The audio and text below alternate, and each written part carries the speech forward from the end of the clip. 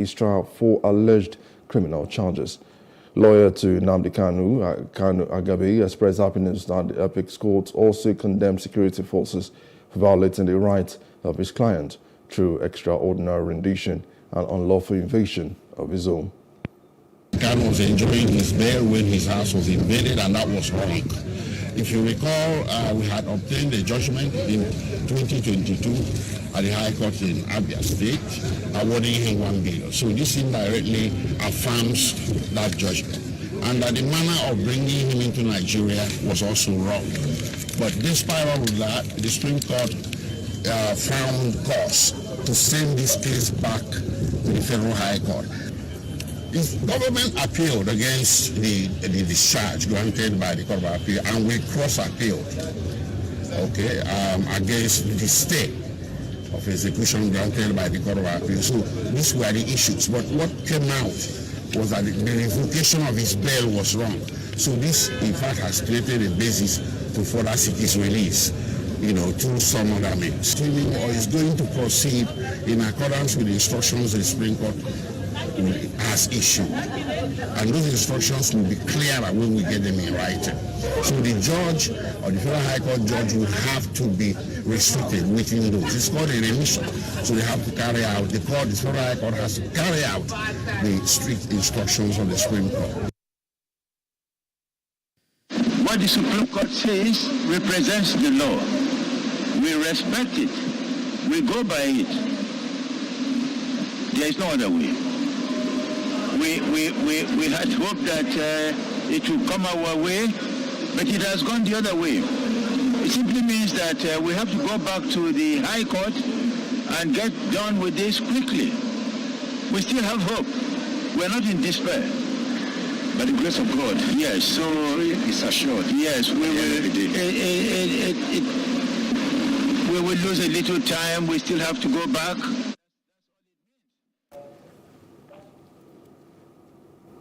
Now, amid the political uncertainty rocking River State that has seen 7 members of his cabinet resign in the last 24 hours, Governor Siminalayi Fubara has assured investors that there is no crisis in the state. Speaking at the flag of 20,000 housing units in the Equatorial Local Government area of the state, Fubara told investors that River State is very safe and secure for their investment. We talk about this magic. We opened our doors from negotiation. We open our doors for free opportunities, knowing fully well that government cannot do it alone. We have to invite people that are ready to invest in our state. I make bold to say it, River State is an heaven for investment. What we are doing today is to let the world know, not what you hear in the radio or what you see on your screen, the television. River State is not safe, there is crisis. River State is safe and secure for anybody, anywhere to come and invest. Your investment is safe in our hands. I want to thank the MD of TAP Global Africa, who didn't have any fear. Now, the Defense Headquarters has confirmed the death of the wanted terrorist leader Ali Kachala Kawaje, terrorist bomb expert Machika, Dana Mohammed, and 38 other terrorist commanders in Niger State airstrikes. Now, the Director of Defense Media Operations, Major General Edward Baba, disclosed this in our statement. The DHQ said it was closing in on other wanted terrorists. Baba also said troops arrested a prominent commander of the indigenous people of Biafra and its armed affiliate, the Eastern Security Network, Uchechukwu Akwa. He said the commander was arrested together with 3 other sub-commanders, namely Udoka Anthony Ude, Ikechukwu Ulata, and also Izinaya Odigori. Northern Governor Forum has reiterated commitment to tackle lingering insecurity, banditry, and other security challenges confronting the region. The 19th Northern Governor gave the assurance at the first inaugural meeting since their assumption into office in May at Kashim Ibrahim Government House in the Kaduna State, northwest Nigeria. Now, the chairman of the forum, who is governor of Gombe State, Inua Yahaya, said the forum commiserates with people of Tudunbiri, victims of the unfortunate bombing incident by the Nigerian army on intended operations. Therefore, addressing these security challenges is crucial to the overall development and well-being of our region. In this regard, all the 19 northern governors stand united in our commitment to addressing those challenges through enhanced collaboration with security agencies, strengthening local law enforcement, community engagement and dialogue, and the adoption of modern technology, legal and administrative reforms, as well as addressing the root causes of insecurity, such as poverty, unemployment, and deepening social inequality. It is my firm belief that by leveraging on our collective strengths, we can design a regional development plan that is compatible with our present realities and future aspirations. In his remarks, the Kaduna State Governor, Senator Uba Sani, said the North must develop common strategy and operational plan to tackle insecurity. A common strategy and operational plan to tackle insecurity. We must establish a command and control center to coordinate our joint effort against terrorists, bandits, kidnappers, and other criminal elements in our region. This effort at charting a new course for our region will come to nothing if we fail to provide strong leadership. We must therefore effectively mobilize our people around this common agenda, create the enabling environment, leverage the human and material resources of the region, deliver on our promises to the people, and at all times put the welfare of the people at the center of our developmental agenda for the northern region. Now, the National Drug Law Enforcement Agency, NDLEA, Kwara State Command, has intercepted 11 kilograms of illegal substance identified as cannabis sativa, carefully packed in a carton inside a bus coming from Lagos State through Kwara to Minna in Niger State. The Deputy State Commander Operations, Daniel Ogoyi, and the State Commander, Ibrahim Mohammed, disclosed this in Ilorin, the Kwara State capital. They said over 100 operatives have been deployed to strategic entry and exit points within the city to check transactions in the illicit drug trade. It's just the result of the activity we just started this morning, the Operation Balomo that was launched this morning. And just within few hours, this seizure was made along Lagos Expressway. He was coming from Lagos while he's going to Minna, and then intercepted in Ilorin here. These are all cannabis sativa, but in a very compressed form. They are densely packed. So once they are loose now, the quantity will just expand. We actually want to rid Kwara State of illicit drug. We want to make this place very difficult for anybody that is involved in illicit drug sales and use. They should not be comfortable selling. It should not be a safe haven for them. That's really our target, especially this Yuletide period that everybody feels they want to celebrate end of the year or Christmas with drug. We said that you can celebrate, you can have fun without drug. By intensifying our patrol system, our raid operations, all the flashpoints, we are almost everywhere in the state.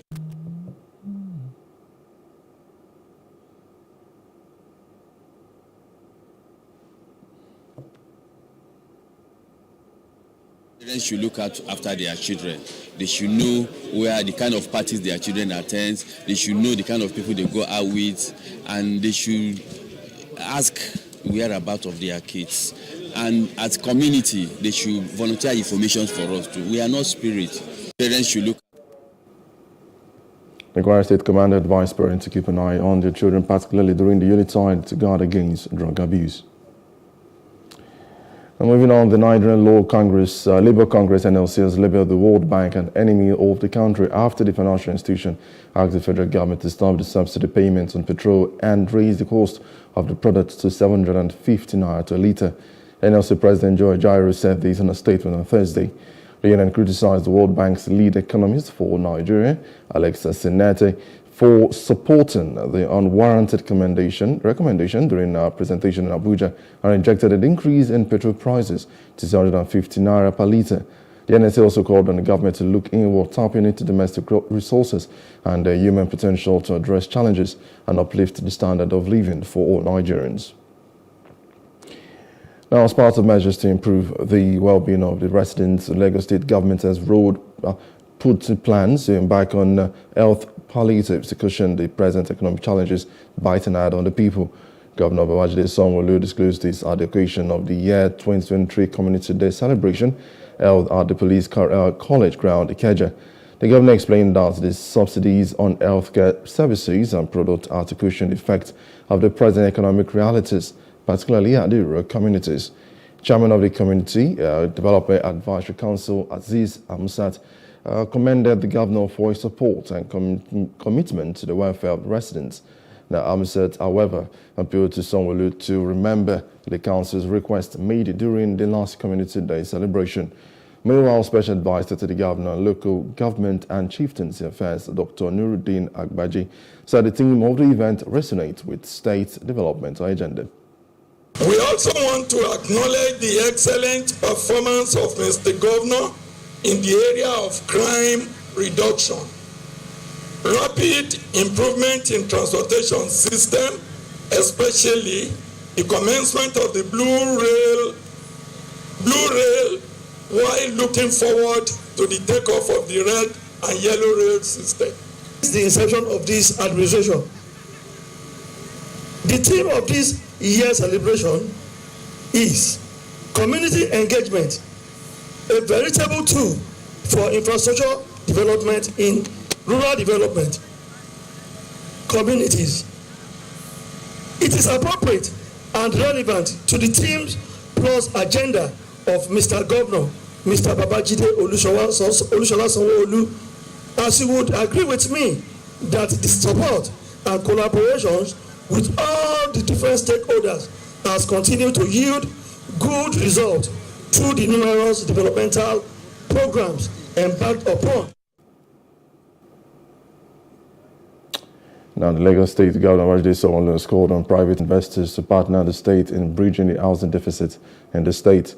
Sanwo-Olu made this call during the commissioning of the Greenwich Gardens housing estate in Agbo-Iketu LCDA, Lagos.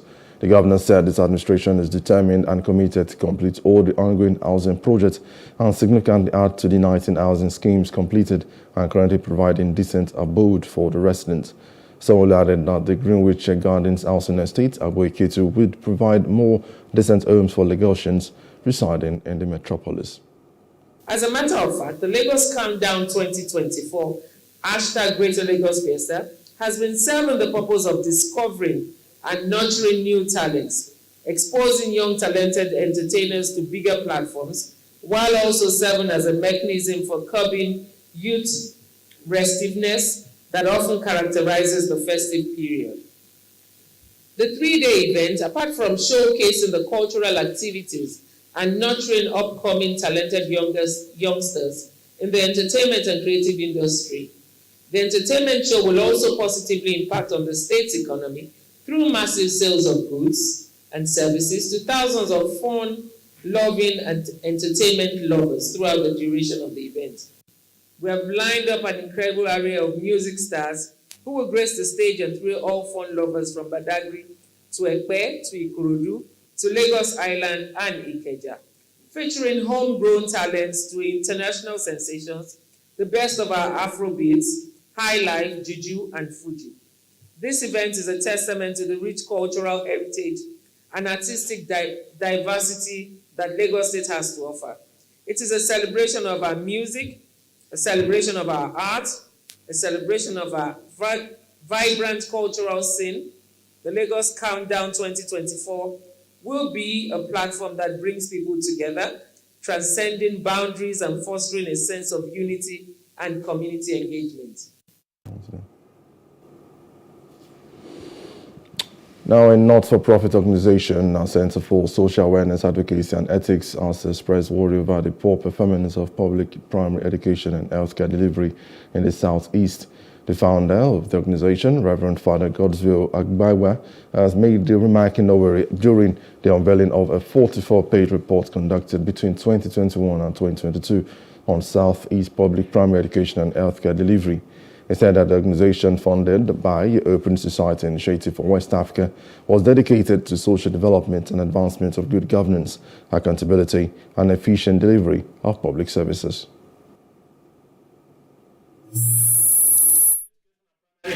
They do not tally with the way the states performed. Meaning that in some states, some local government performed very well. In some other states, they did not. But there are some states you will come, you will notice that the local government were performing just almost the same level. That rings a bell to you. That tells you maybe there might be too much state interference. And where you see the gaps, if you look at the graphs, you will see it very well yourself.